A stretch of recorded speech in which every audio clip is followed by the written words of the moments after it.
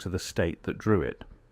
On every map printed after 1849, the lines are there, clean and official, a shape sitting between two rivers with a county seat marked in the centre. But the men who printed those maps never went inside them. The roads that lead toward Blackfork County still exist today, and they still stop. They narrow, they turn to gravel, they turn to dirt, and then they simply end at a tree line, as if the surveyors ran out of nerve. Behind that tree line, for the better part of a century, one family collected the taxes, wrote the laws, held the trials, and buried the dead. Their name was Renfruit. And in the whole of that county, for 71 years, no order given by any governor, any court, or any president was ever obeyed. You will not find Blackfork County in the modern atlas. You will not find Senate, the town that served as its seat. The state that once chartered it now insists in writing that the charter was a clerical error corrected in 1920, but the courthouse foundation is still there under the ivy. The cemetery is still there, and it is enormous, far too large for a county the records claim was never truly settled.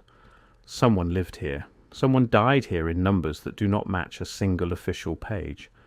And someone, at a certain point, decided that the simplest way to explain 71 years of a family ruling their own private nation was to pretend the nation had never existed at all. Consider the numbers for a moment, because the numbers are where the official story first quietly begins to crack. A county that stood for 71 years with a town, a mill, a bank and a school in a region where families ran large and stayed put would have buried a great many people across those 7 decades. The cemetery outside Senate holds room for hundreds, and it is full. Yet the surviving state record for Blackfork lists a total population across its entire existence that would barely fill that cemetery once. Either the county was nearly empty and the graves are impossible, or the county was full and the record is a lie. There is no third option that fits both. And every honest look at the ground lands on the same uncomfortable side of that question. Every few years someone still tries to reach it, a historian chasing a footnote that leads nowhere, a surveyor updating a flood map who finds a blank shape where a county should be, or a family looking for a grandparent who appears in the record one decade and vanishes from it the next. They drive the county roads until the pavement gives out, and they walk the last stretch on foot, and almost all of them turn back at the same tree line without ever quite being able to say why. The ones who push through describe the same few things, a silence that feels arranged rather than natural, a sense of having stepped out of one country and into another that was never printed on any list, and a valley floor that is far too built, far too worked for a place the official record calls empty woods. That contradiction is the whole story. The paper says almost nothing was here. The ground says a great deal was. And the 71 years standing between those two claims hold one of the strangest experiments in raw, unbroken power this country ever produced, and then, very deliberately, chose to forget. The story the state tells is short. A remote hollow, lightly populated, folded into a neighbouring county in 1920 for reasons of administrative tidiness.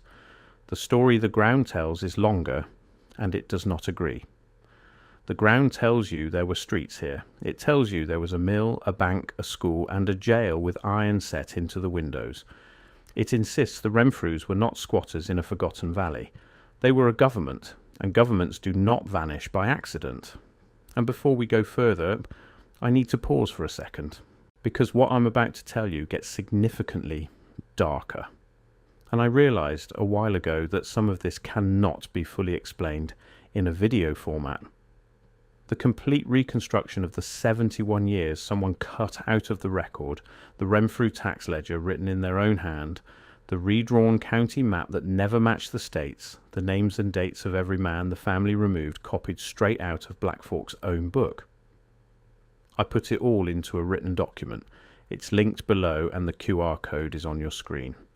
Now let's continue.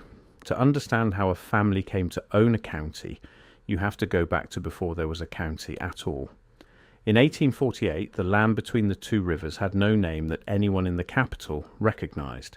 It was steep, timbered, poor for farming and rich for hiding, and the few people scattered through it wanted nothing to do with the tacksmen who occasionally rode in.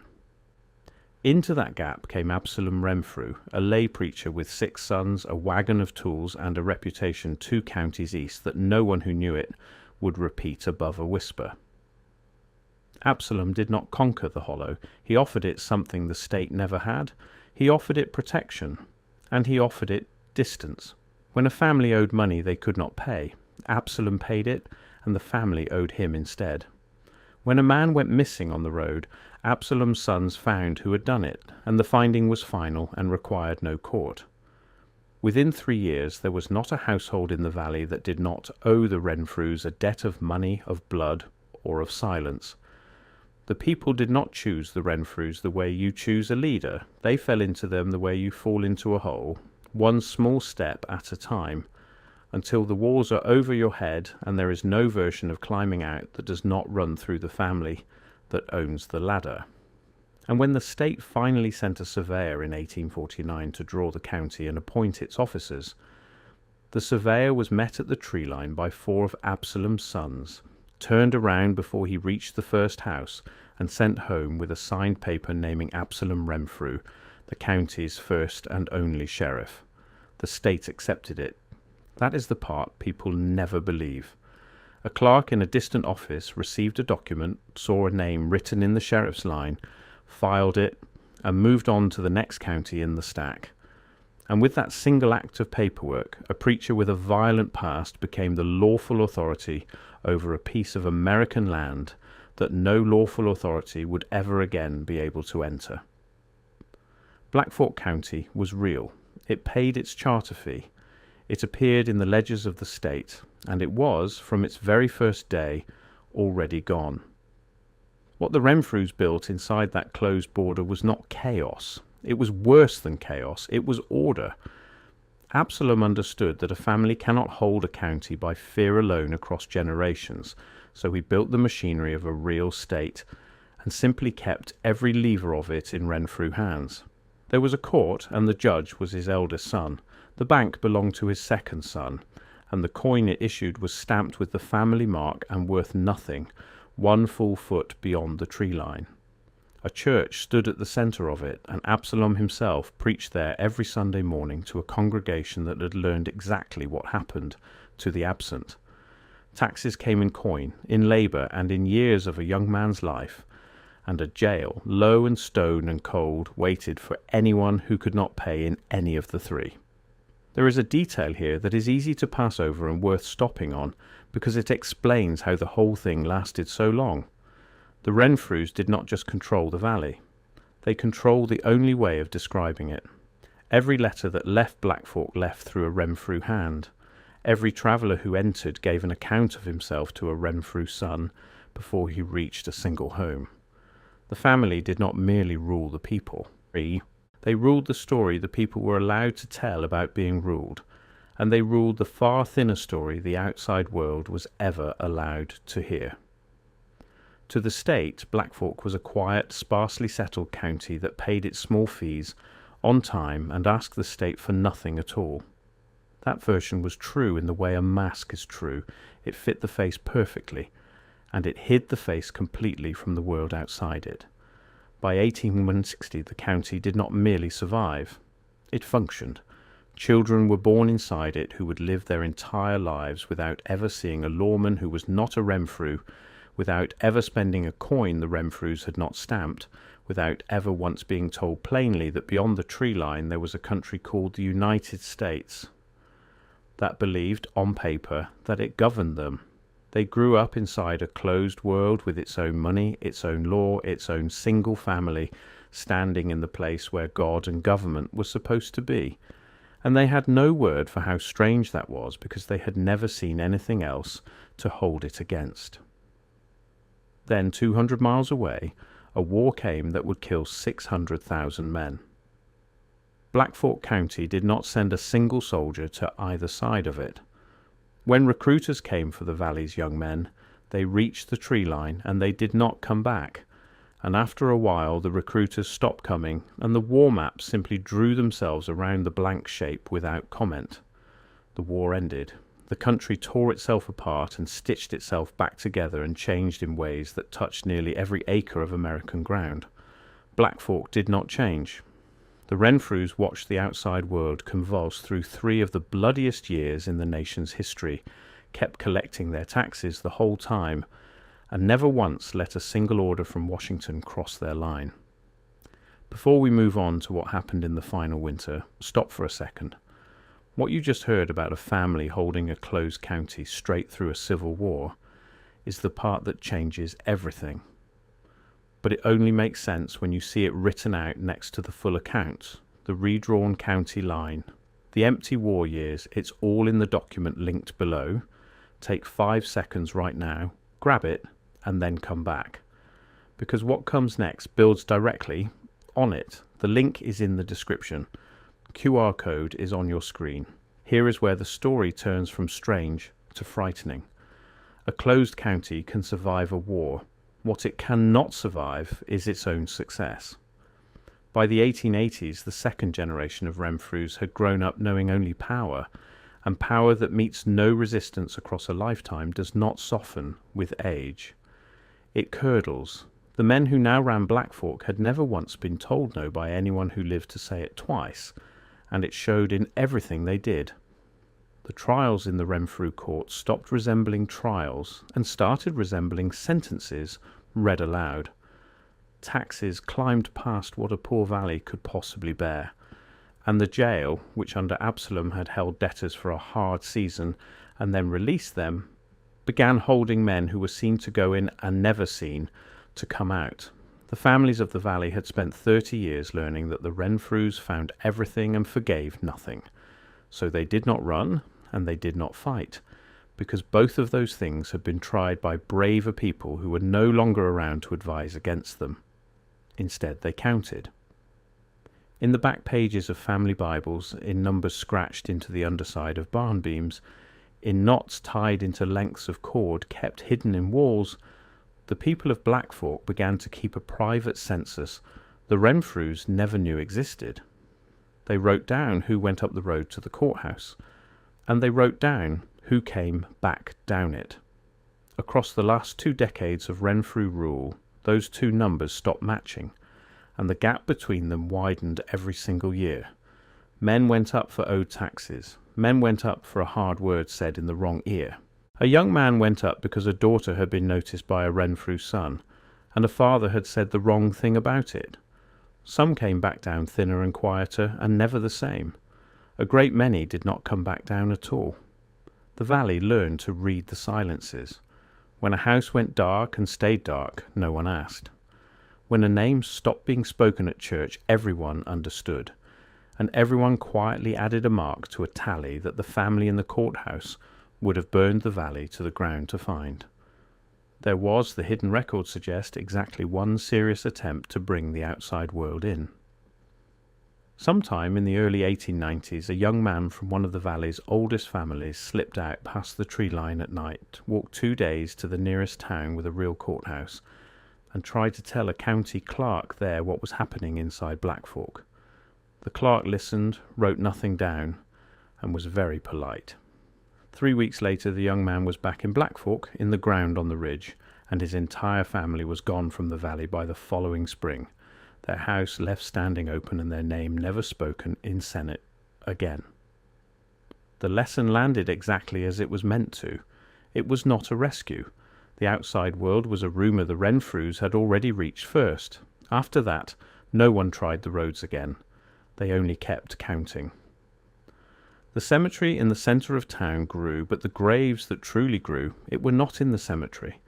They were on the ridge above the courthouse, unmarked, in ground the Renfrews owned, and the Renfrews dug at night, and every family in the valley knew the shape of that ridge and taught their children never to walk it, and never to ask why. This is the thing that separates Blackfork from an ordinary story of a cruel family in a hard place. The Renfrews were not careless killers. They were careful clerks. They understood better than the state ever did that a paper trail is a weapon, and they made absolutely certain that theirs told a peaceful story. The official county records, the ones the family kept in their own hand, show almost none of what happened on that ridge. A death here and there, always written down as natural causes, or old age, or a fever in a bad winter, clean, ordinary, and easy to forget. The true count lived only in the memory of the ruled, in those hidden Bibles, in the knots and the beams and the whispered arithmetic passed from parent to child, and that is the heart of what was finally erased, and it is stranger and colder than any single murder.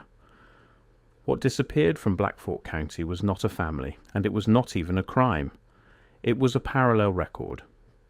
2 complete versions of 71 years, one written by the family in power, and one kept in secret by the people beneath them, describing the same valley, the same courthouse, the same ridge, and disagreeing on the only question that ever mattered, which was how many people had died to keep one family in charge. And when the end finally came, only one of those 2 records was allowed to survive.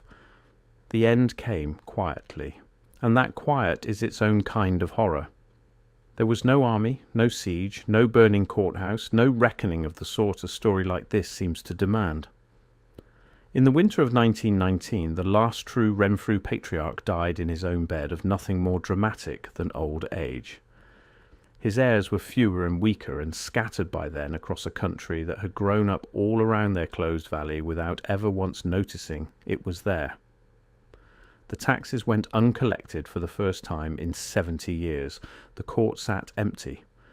And the people of Blackfork, who had waited across 3 generations for exactly this, did not celebrate and did not take revenge. They simply began to walk out, family by family, down the roads that for 71 years had only ever run one direction, out past the tree line that had swallowed every recruiter and surveyor and lawman who ever tried to cross it, and into a nation that had long since forgotten they were even missing. By the spring of 1920, the valley was nearly empty. A state agent finally rode in unopposed, expecting to inventory a minor county, and instead found a fully built town standing silent. Inside it sat a courthouse full of tidy, damning ledgers, a bank with a vault picked clean by heirs who had fled, and a ridge above the town that he described in a single written line before that line was struck from the final version of his report by a hand that was never named. He recommended the simplest solution: fold the empty county quietly into its larger neighbour, correct the old charter on the books as a clerical error, let the maps redraw themselves around the blank space until no one remembered there had ever been anything to draw around. And so the state, faced with the truth of what it had allowed to happen for 71 years, did the exact same thing the Renfrews had always done. It kept the convenient record, and it let the true one disappear. What that closed world did to the people who survived it is the part that lingers longest. A child born in Blackfork in 1885 inherited a fear with no bottom to it, not the sharp fear of a single bad night which passes, but the low permanent fear of a people who have understood all the way down that there is no one coming and nowhere to send word. They raised their children to be small. They taught them to owe nothing, want nothing, and above all to notice nothing out loud. And when the Renfrews finally died out and the roads finally opened, those same people carried that training out into the wider country with them and passed some worn-down piece of it to children who had never seen the valley. That is why, generations later, there are families in those hills who still go quiet at the wrong questions and still will not climb a certain ridge and could not tell you if you press them what exactly it is they are being careful of. Today the tree line is still there, and the roads still stop at it the way they always have. If you push through, you will find the foundation of a courthouse, the faint outline of streets under the brush, and a cemetery far too large for a place the record says barely existed. Above it, if you know where to look and are willing to climb, there is a ridge that the families still scattered through the surrounding hills will not walk, though almost none of them alive today could tell you why anymore. The knowledge did not survive the people who carried it. Only the dread survived. And that is what a complete erasure actually leaves behind. Not the truth and not a clean lie in its place, but a piece of ground that people avoid for reasons they have forgotten. A fear with no story left attached to it. Sitting inside the borders of a county the map insists was never really there. 71 years, one family. A charter fee paid to a state that then looked away for 3 generations while a private nation rose, ruled and rotted behind a wall of trees. The Renfrews are gone. Blackfork is gone. Senate is a foundation and a name that means nothing to anyone under 80. But the space where all of it sat is not gone. It is simply unlabelled now, quietly folded into somewhere else, waiting quietly under the ivy for anyone patient enough to ask the only question that was ever really dangerous. Not what the Renfrews did, because we can guess most of that. The dangerous question is why a county that answered to no one for 71 years was taught to the rest of us, so carefully and so completely, as a place that had simply never existed at all.